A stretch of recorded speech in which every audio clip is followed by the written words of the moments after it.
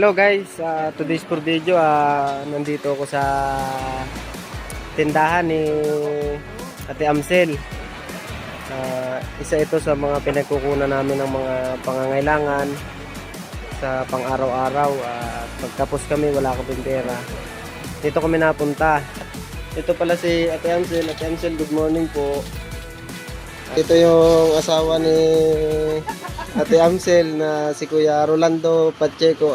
Maraming salamat kuya sa suporta lagi. Yan guys, at dahil napakabait nila mag-asawa ay itong tindahan nila ay laging puno ng customer. Madami laging nabili. Malipit naman na.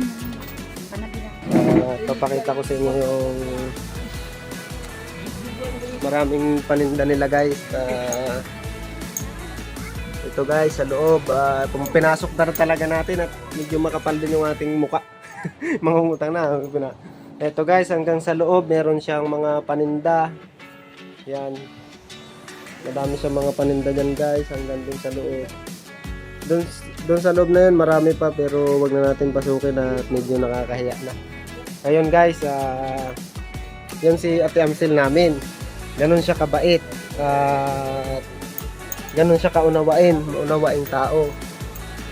Ayun lang guys, salamat.